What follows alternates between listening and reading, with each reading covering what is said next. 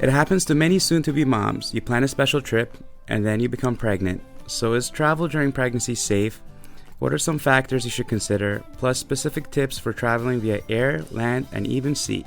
I'm Dr. Ray Kamali, an OBGYN affiliated with Sharp Chula Vista Medical Center, and this is Preggy Pals, episode 54. Is that a plus sign? Pink or blue? Hospital or home birth? What type of food should I be eating? I think I just peed myself. I'm pregnant, and I have to exercise. What pregnancy glow? Wait, was that a contraction? Gotta make these pants fit. I've got kinkles. What do you mean there's more than one? You've got the symptoms, and now you've got the support you need for a happy 9 months. This is Preggy Pals, your pregnancy, your way. Welcome to Preggy Pals, broadcasting from the Birth Education Center of San Diego. Preggy Pals is your weekly online on-the-go support group for expecting parents and those hoping to become pregnant. I'm your host, Sunny Galt. Thanks to all of our loyal listeners who have joined the Preggy Pals Club. Our members get all of our archived episodes, bonus content after each new show, plus special giveaways and discounts. You'll also get a free subscription to Pregnancy Magazine. Visit our website, preggypals.com, for more information. And another way for you to stay connected is by downloading our free Preggy Pals apps available in the Android and iTunes marketplace. We have a special Mother's Day giveaway going on now. Throughout the month of May, we're acknowledging all the amazing moms out there. You can win one of 3 prizes. One of the prizes is a Safety First Advanced Solutions collection. It includes the no-touch thermometer, nasal aspirator, oral care set, hairbrush and comb, and nail clippers. You can also win the new Moby Go carrier, which has all the amazing benefits that the Moby Wrap has. This is a brand new carrier on the market. It is convenient, great for parents on the go with slightly older children. And the other prize is the Peek Away. It's a 4-in-1 essentials nursing kit. I love this bag. It is so convenient. It's innovative. It is a purse combo with a nursing pillow, a built-in changing pad, removable wipes case, and even a nursing cover for those of you who like to cover up when you're out in public. So you can win one of these amazing prizes. Again, go to our website and sign up today. Okay, ladies, I am excited about today's show. We are talking about safe travel during pregnancy, but first, let's introduce you guys to all of our fabulous panelists. I'll kick things off since I'm going to be part of the conversation today. Like I said, my name is Sunny. I'm your host. I am 35 years old. I'm pregnant again, which is really exciting. This is my 3rd baby, and I have 2 little boys already at home, so guess what I want for my 3rd? As far as the type of birth I'm going for, I know this is going to be a C-section. I had some complications with my firstborn. My second was a C-section, so I know this one's going to be one as well. And then as far as traveling while pregnant, this is always a tough thing in my family because we have set vacations we like to take every year. And whenever people find out I'm pregnant, they always do the math. Okay, so it's going to be 7 months until this vacation we take every year, so you're going to be able to do this. I mean, literally, that was one of the first things out of my mom's mouth when she heard that I was pregnant this time. It's like, well, I guess you're not going on our November vacation. I have done some modest traveling while pregnant, but nothing like, in the 3rd trimester. I usually cut it off at that point. So, Stephanie, what about you? Hi, I'm Stephanie Sawfeld. I am turning 30 very, very soon. I am a gemologist, but I am also a producer for Preggy Pals now. She's one of our producers now. She was a panelist for a long time. I was. And now she's on our behind-the-scenes team. Yeah. Yes. So I have a baby girl. She is going to be 4 months, and I just love being a mommy. And then how much travel did you do? Well, we conceived in Africa. So I was about 6 weeks pregnant when we flew home, which that was not a fun flight to take. And then I also did I flew to Chicago when I was about 18 weeks pregnant. So. Okay. All right, Cherry. I can't imagine flying that far, that early. Yeah, it was yucky. Oh, my gosh, yeah. I'm Cherry Christensen. I'm 32, and it's been a while since I've been on the show, actually, because my daughter is 10 months old today. I can't believe that. Oh, my gosh, today? Today, 10 wow. months today. Awesome. Yeah, it's kind of crazy when I think about where I was today 10 months ago. right this very minute. But I did a fair amount of traveling. I used to travel a lot for my old job, and I'm grateful that I didn't have to travel as much during my pregnancy. But my first trip was just as you described it, was unplanned. Well, the trip was planned. I didn't know I was going to be pregnant when I took it. So I was 7 weeks pregnant, and then I took some business trips all the way up until probably the end of my second trimester. So nothing more than like a 4 or 5 hour flight, but that seemed like an eternity when you're pregnant. Yeah. Right. Okay, Annie, what about you? I'm Annie Laird, and I'm 34 years old. I'm a government contractor. I have 2 girls at home, a 7-year-old and a 9-month-old, and I'm pregnant again. Yeah. Yay. Surprise! So the baby is coming in October. It's going to be a home birth this time around. As far as traveling, while I was pregnant, I didn't do much traveling. I was getting my master's degree when I was pregnant with my first, so just a lot of staying at home and studying, going to class. Second baby, I did a lot of traveling with my job up through like Cherry, about my second trimester, and most of those trips were cross-country trips. Wow. So most of them to Norfolk, Virginia, Washington, D.C., associated with my job. And then with this pregnancy, my husband is in the Navy. His change of command is in Japan next week, and so I'm flying to Japan next week. So that is going to be a long flight. Yeah. I'm just grateful the kids aren't coming with me. I was just going to say, do you have 2 little ones to bring along with you? No, they're staying home with the babysitter, and I'm going to watch movies the whole time. So I'm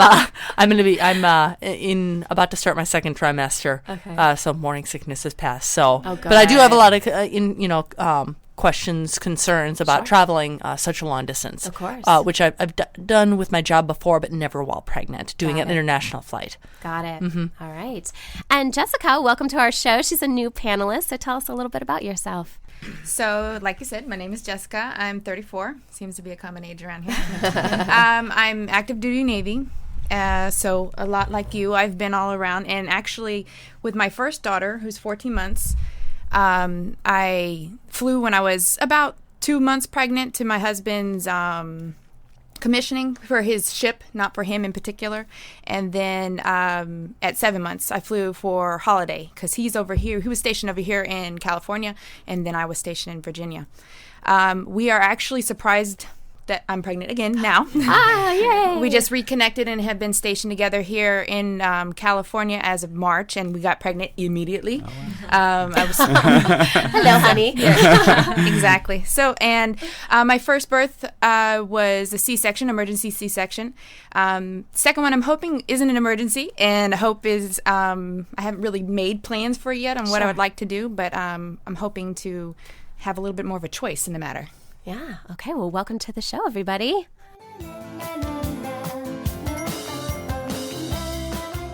We have a question from one of our lovely listeners. This comes from Janine. Janine says, during the first 8 to 9 weeks of my pregnancy, I was eating constantly, grazing mostly, but still eating every hour or so. It made my morning sickness more bearable, so I would just nibble on stuff throughout the day. Now that I'm 14 weeks, I've noticed a decrease in overall appetite. Is this normal? And how much should I be eating throughout my pregnancy? Hi, this is Leanne with 52 Healthy Weeks. Well, first of all, your hormones are changing so much during the pregnancy that, yes, it is very normal to have a decrease in appetite. And one of the things that women don't realize is that you really only need about 300 extra calories per day. So just go ahead and focus on eating lots of healthy, nutrient-dense foods such as fruits and vegetables, whole grains, quinoa, brown rice, and nuts, and lean proteins such as chicken and fish that is low in mercury. Okay, have a great pregnancy and have a great day. Thank you. The summer months are quickly approaching, which means it's vacation season, and many of us pregnant moms are hitting the road for a little R&R, or maybe you had another vacation already planned. So today we're giving you all great tips on how to keep you and your baby safe if traveling while pregnant. Dr. Ray Kamali is back on our show, and he is an OBGYN affiliated with Sharp Chula Vista. Welcome back to our show, Dr. Kamali. Thanks for having me here. Absolutely. All right, so some general questions off the bat. Can you travel throughout your pregnancy? Yes, you can. if you have an uncomplicated pregnancy, you can pretty much travel throughout your pregnancy.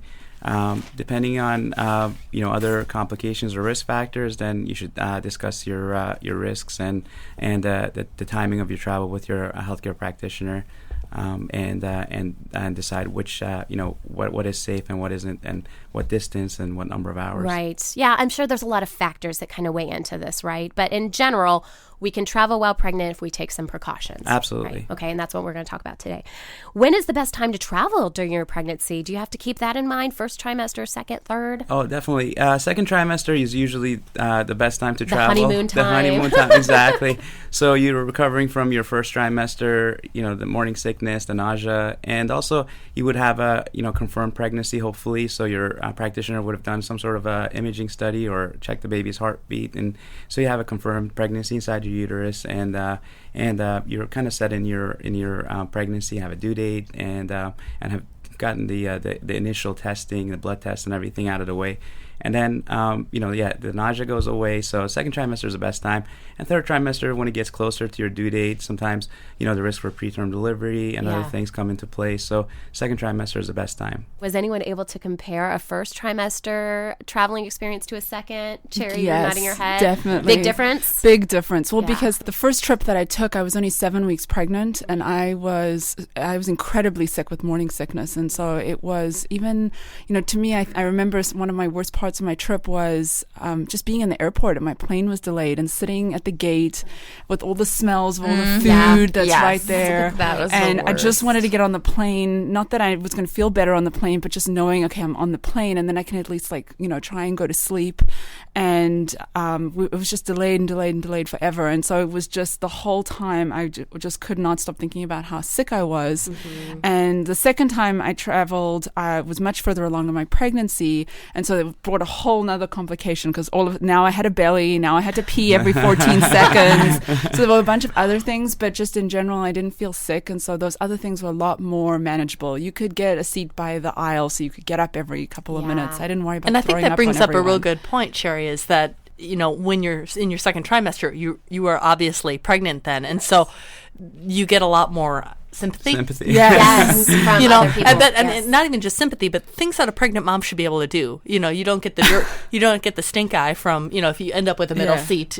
Asking the person on the aisle, hey, I need to get up and pee every half an hour. During the first time during the first trimester, you might think that there's something wrong with you. Well, I remember traveling right about where you're going to be at now. It was about 13 or 14 weeks, and I was barely showing, but I was sticking my stomach out at the airport because I was still feeling sick, and maybe we'll talk about this a little bit later, but I wanted to get a pre-boarding card, and so I didn't want to be like, oh, I'm pregnant, and have her look at me like, honey, you're not pregnant. So I was sticking out my stomach so much, rubbing the belly. Grab an airline pillow and stuff it underneath your shirt. I did get pre-boarding, by the way. So, Dr. Kamali, what are some of the essential items that we should bring? I mean, should we have our medical card? Are there other things that we need to keep in mind? Absolutely. So, just some basic things. Your prenatal vitamins, are your best friends throughout your pregnancy. So definitely bring the vitamins with you. A lot of times I advise my patients to also have, their prenatal records. So nowadays we have most of our charting and records on electronic medical records. So it's very easy to print out, some essential or just basic, records and give the patient their due dates. You'd be surprised how many people don't know their exact due date, Right. And, some of their, lab work or if there's any other risk factors. And they can just bring that with them so that they can share that with, anybody on the plane if they're having complications or at their destination if there's anything going on. Aside from that, I would imagine something with like blood type would be Absolutely. very important to know off the top of your head. Absolutely, especially if you're Rh negative, or that's very important. Aside from that, if you have heartburn, some Tums would definitely help you out, and other other medications that you may be taking before pregnancy or during the pregnancy. Aside from that, just some comfortable shoes and Water, maybe. Absolutely, And snacks. Snacks. Because they don't Right. give you anything on a plane anymore. That is very true. Right, and the peanuts just don't. So they don't cut it when you're They don't pregnant, cut it. really. Okay, so let's break this down. Let's start by talking about travel by land, so to speak. So like in a car, in a bus. I mean, I don't know how many of us are hopping on a bus when we're pregnant, but I guess it's possible. So let's talk about seatbelts. Absolutely. Are they made for pregnant women? Is there anything we should be concerned about with seatbelts? Well, it's definitely safer to travel with a seatbelt on than without it, just because of the risk of accidents and potential complications. So seatbelts aren't made for pregnant women, but they actually are recommended. So basically, the recommendations are to put the lap part of it under your bump or under the belly, and the shoulder part to basically go across between the breast and just on the side of the belly. So that's how it should be worn, and it definitely does help in the event of an accident to protect you from serious complications. Yeah. What's been your guys' experience with So seatbelts? uncomfortable. I know. Oh my it gosh. is, isn't it?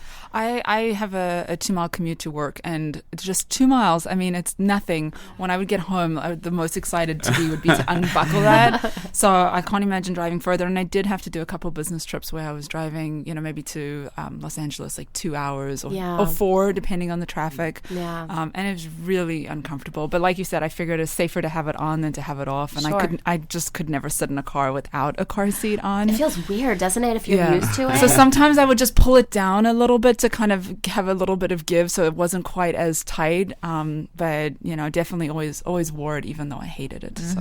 Right. Anyone else travel long distances via land? We drove to Vegas when I was that was our little baby moon. So I was. So it's like, 4.5 hours away? Yeah, 5, and depending I think on how I was fast you like travel. 29, 30 weeks. So yeah, I definitely had a bump. And that was it. I mean, there's a lot of other discomforts. Like the seatbelt was, just one of them. Having to pull over to pee. Every time. That. I would say that is uncomfortable. Yeah, and more than the seatbelt, I think for my first daughter, way back when we were free, we lived up in Monterey County, and we took a trip down Highway 1, which was beautiful.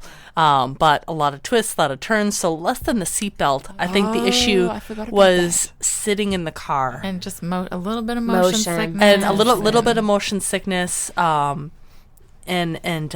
sitting in the car for a long period of time, you can't go 70 miles an hour down Highway 1 when you're making these hairpin turns. And trying to stretch out your down legs. the cliffs. Yeah, so I think that more than the seatbelt was the harder thing. It was just I could not sit for a long period of time before I had to get out and say, okay, we're taking a scenic view here, and then he'd look over and it'd be this kind of one of the more unscenic places along Highway 1 and be like, he's like, I don't care, I just need to get out of the car and stretch my legs right now. Yeah. So let's talk about airbags. Sure. Are airbags safe? I'd be very scared that it would, hurt me, hurt the baby. Absolutely. So again, it's a risk and benefit thing. So if there is an accident, most people believe that having an airbag could potentially save the passenger and the baby from serious complication.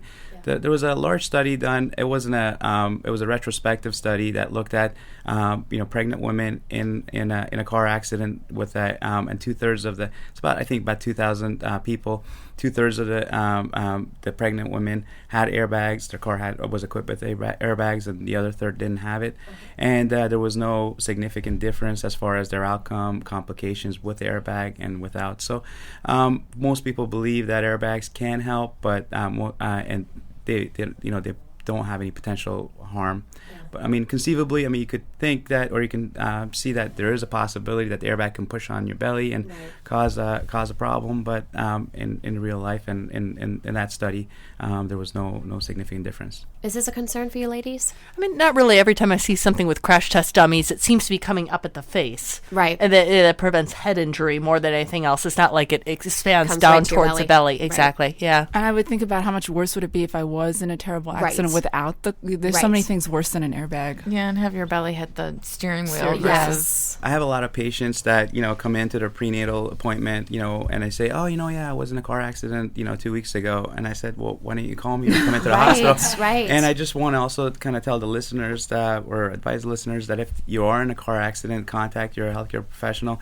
And usually, especially in second trimester, once your uterus starts peeking out of your pelvis into your abdomen, especially if there is trauma to your abdomen, but even even if there isn't, just the force of inertia during car accidents can sometimes cause complications. So a lot of times we advise our patients, especially over 24 weeks, to come into the hospital, get monitored. And sometimes, we just watch them over 4 hours, but if they're contracting, sometimes we watch them for 24 hours, because sometimes complications can happen a few hours after an accident, not immediately after the accident. So definitely, if there is an accident or you're in any sort of trauma, contact your doctor, your healthcare professional, and just let them know what happened and seek their advice. Yeah, that's good advice. Okay, when we come back, we're going to discuss things to keep in mind when flying and also traveling by sea. We'll be right back. Welcome back, everyone. Today we're learning how we can travel safely during our pregnancies, and our expert is Dr. Ray Kamali. He's an OBGYN affiliated with Sharp Chula Vista. Okay, Dr. Kamali, so let's talk about travel via plane, because I think this is where a lot of questions come into play, right? When is it safe to fly when pregnant? It's essentially safe throughout the pregnancy, but most airlines, and you would have to check with your airline carrier, but usually after completion of your 35th week, before 36th week, which is around 9 months if you go by months, most airlines and also most physicians don't advise you to fly. So essentially from time of conception to 36 weeks, you can fly if you have an uncomplicated low-risk pregnancy. I actually did some research on this, and there are, by the way, whole websites that are dedicated to listing what the airline policies are. Absolutely. We'll include a link to some of those in the additional resources section for this episode on our website. But it's true, a lot of times, if you're over 35 weeks, they require some sort of written permission from your doctor. Some airlines actually want you to have some sort of a form or a letter after 32 weeks. Wow. Yeah, they want you to have it after 32 weeks, but after 36 weeks, if you have to, and most of us will, also advise our patients, if you really have to go somewhere after 36 weeks, whether it's a funeral or a wedding or something really important, then go. But otherwise, we try to advise our patients to stay local. My last pregnancy, my grandmother died. She was actually the one who came up with the name Lucy, because we thought we were having a boy. So she came up with the girl's name. But anyway, she passed just a couple of weeks prior to Lucy's birth, and that was definitely a discussion between me, my husband, my midwife. In the end, I decided not to go to the funeral. My family was very supportive of that. But it was a discussion point that we had, and my midwife in the end decided, she strongly advised, saying, you're past 36 weeks. Why don't you just stay home, type of thing. Yeah. So, and we figured, well, grandma's in a better place right now anyways. It's not like she's going to miss us. She's in a casket right now. So, I just, wrote a letter and sent it to read at the wake, basically. Right. But yeah, that was our own personal decision that we made. But it was definitely a consideration. We talked about, do we go to the funeral? Do we not? I was about 37 weeks pregnant. Wow. So, yeah. That's a tough decision to make. I think my last trip was probably around 30 to 32. I didn't want to have to get on a plane. Right. I had some really negative experiences with some really rude, inconsiderate people. Really? While you were pregnant? Yes, which is why I was excited about this show, because I wanted to give people some warning on how to deal with some mean people. But and some people were just amazingly wonderful and would have a pilot who would have given up his seat if that would have made me more comfortable. So it just depends. But I just got to a point I wasn't comfortable. Yeah, and I'm sure we'll get to it with airport screening. When my husband left on deployment, I was 7 months pregnant. And just, for me, just getting through security to see him off, I mean, and I was in uniform. I was active duty Navy at the time. And, they were, searching underneath my uniform, my baby bump, I had something hiding under. Wow.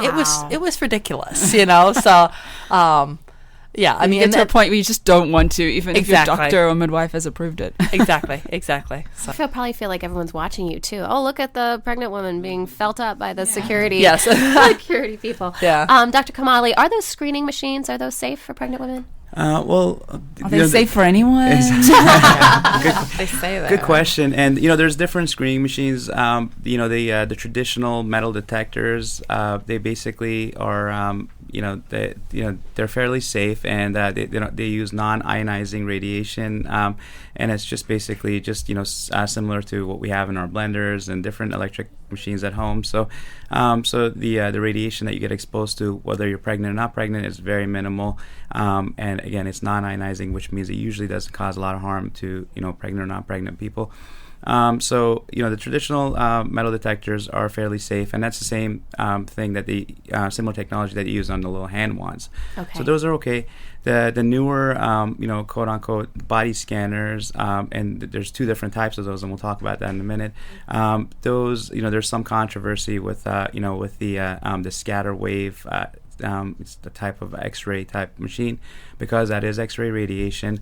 Initially when they first came out, I had a lot of pregnant women asking me whether it's safe or it's not. And I wrote a letter and I did some research, and I wrote a letter to TSA, and they responded fairly quickly. And they basically provided me with some literature information about how, the radiation that you get on the scatter wave X-ray machines are, very minimal. It's about 1,000 to 100th the amount you would get on a traditional X-ray that you would get. And sometimes pregnant women get X-rays. Right. But, there is some, controversy, and it is newer technology, and we don't know a lot about it, and we don't know what kind of effects it has, on the baby. And, as the baby, grows, there are some talks about possible leukemia, although that's never been proven. But, if you go online and you research, some people do talk about that. So, I basically advise my patients. I kind of give them the information, and I tell them, if you can avoid it, it's better to avoid it, because we just don't know a lot about the scatter wave type of the body scan machines. And if and basically they can defer to get pat it down. Yeah, you can opt out. Yeah, and right. hope that there's Fill me up instead. Yes. Well, hopefully it's a hot TSA agent on the other end. So no such thing exists. Well, and I've heard people say that the amount of radiation that you're exposed to actually just being on a plane and traveling is so much worse, which is something that people don't think about. But I think the other thing to consider too is, are you going through this one time? Is this a one-time isolated trip? Or many women who work for consulting firms and things like that, where they're traveling weekly, and they could be on 3-4 flights a week for months and months and months, like over time, how much exposure is that? You probably want to consider all of that. But I always opt out, pregnant or not. And I think if I've learned, because I used to just get there and be like, I'd like to opt out, and then you have to wait for them to find someone, especially as a woman. They have to find a female to come and pat you down. And I've learned actually that now I don't say that I want to opt out. I wait until the very last minute, because they don't send everyone through. And about 50 to 70% of the time, they don't send me through anyway. And if I had said, once you say you opt out, then you have to wait for that person. They won't, even if there's nobody there, they won't let you go through the regular X-ray. So if you're not in a rush, I would say just wait. And if they ask you to go through, then just say, you'd like to opt out. Let's talk about pre-boarding. I know we mentioned this briefly in the first part of the episode, but do you guys have any tips for women? Did you guys pre-board? Did you opt to do that when pregnant? I did, yeah. You did? I did. Yeah. I not the first couple of trips, because I didn't even know that was a possibility. And I wish I had those trips when I was, severely morning sickness. Yeah. But I did later on in the pregnancy, especially, I would say probably between 14 and 30 weeks, that period of, a couple months there. And I just found it was a lot easier. And the reason that I used to do it was, the first time I was like, I don't need to pre-board. Like, there's nothing, there were people who had in a wheelchair and other things. And I was like, I'm just pregnant. There's nothing wrong with me. And I hate the idea of people thinking that because you're pregnant, there's something wrong. And so I was like, I don't need this. And I actually got really, really bumped around on the plane. I was actually in one of the first rows, and I had gotten onto the plane, and I was trying to get my bag up. Not a single person offered to help me put my bag. I was livid the whole flight. I was just like with rage, because I just couldn't. I'm continuously amazed at how rude people can be. And so after that, every time I flew, I actually did request the pre-boarding just so that I could get on the plane and not have to worry and be in my seat once everybody else was coming by. And usually then they would be more helpful with my bags or anything like that. So I did do it, and it's fairly easy. You just go up to, once you don't do it when you check in at the airport initially, but once they open up the flight and the gate agent is there waiting for people who, the standby and all of those issues, you generally just go up to them and they'll give you a little special pass or something to put with your boarding pass to let you on early. Some airlines don't require that, and they just, if you're noticeably pregnant, when they call pre-boarding, you can just go on up. Right. Do you guys have preferences for seats? Do you like to be close to the bathroom? We talked about aisle seats earlier, or hopping over whoever's in the aisle seat. Yeah, depending on what point in your pregnancy you are, being close to the bathroom with its smells might not be that really depends on the airline. And Sunny, to answer your question, I think we've all been sort of talking about this from the assumption that we're on our own, but if you are traveling with someone else, what I always do, if it's just one other person, like with my husband, I always book the aisle and the window. There's a very good, when the middle seats are the last seats to fill up, especially for people traveling by themselves. And so if it's not a full flight, there's a good chance you're going to get that open seat. And if it is a full flight, who in the middle seat is not going to switch with, would you like my window? Would you like my aisle seat? That's a really good tip. And so if you're traveling with someone else, hopefully not too many people are listening. It's going to make it hard for me when I'm traveling. Okay, so briefly, I want to talk about traveling by sea. I don't know how many people are traveling by sea, but maybe taking a cruise. That's what I was thinking, taking a cruise, because you are isolated, right? So what are some of the things that you would recommend if you had a patient come in and said, hey, I'm thinking about taking this cruise and I'm 30 weeks pregnant? I mean, what are some things that you would tell them to keep in mind? Well, the biggest complaint or issue while traveling by sea is just really seasickness. And most of us, even when we're not pregnant, can actually develop that. About 30% of people while they're traveling by sea, even if you're experienced, sea traveler, you will get some symptoms of seasickness. So, and then aside from that, again, same thing as with the other travel modes, just, your prenatal, chart or information, because there is some sort of a healthcare practitioner on board, so just to be able to have your information. But the seasickness is the big issue, and there's Dramamine and some of the over-the-counter stuff that you can buy, and that's safe in pregnancy. That's category B. There's the scopolamine patches, which most people, it's a prescription medication, but you can get from your physician. But it's category C, which is not really safe in pregnancy, or we don't have enough information about it, so you have to avoid, or you can't use. And aside from that, there's the little wristbands that basically kind of go on the acupressure, or pressure on your pressure point, that sometimes can help. So that you can also try to use those too. Just wanted to also touch on hydration. It's very important. We always forget about doing it. Just make sure you just drink lots and lots of water, even if it has to if you have to go to the bathroom and you're trying to avoid the water, exactly. But just make sure you stay hydrated, especially in air travel and any other mode of travel.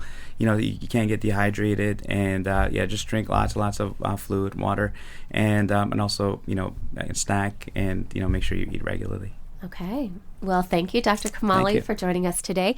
For more information about our expert and our panelists, visit the episode page on our website. This conversation continues for members of our Preggy Pals Club. After the show, we'll discuss some exercises and things to keep in mind to keep your blood circulating throughout your body, which is very important when traveling for longer periods of time. To join our Preggy Pals Club, visit our website at preggypals.com. We have a comment from one of our listeners, and this comes from Carrie. Carrie writes, "Hi, Preggy Pals. I just joined the Preggy Pals Club, and I have to say my favorite part is the extra bonus content after each new show. I usually listen through the app, but I'm wondering if there's a way to listen online as well."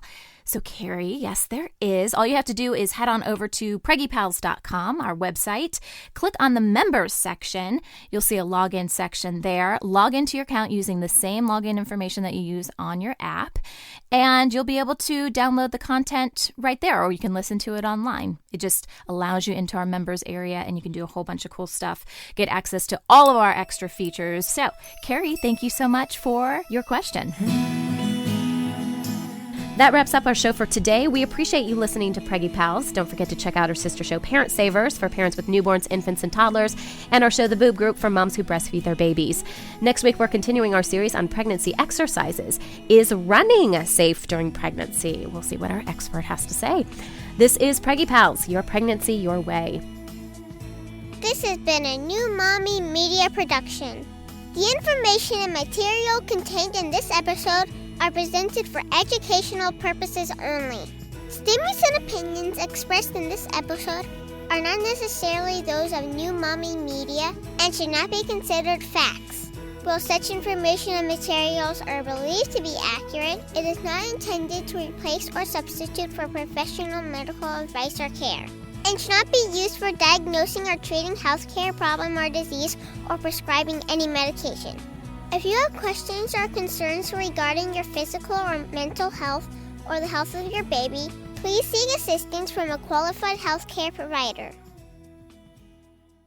Hey mamas, don't forget to check out Mighty Moms. It's our online community built for new moms just like you.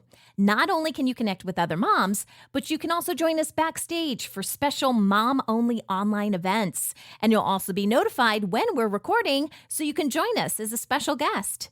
Visit our website, newmommymedia.com, and click on the Mighty Moms banner.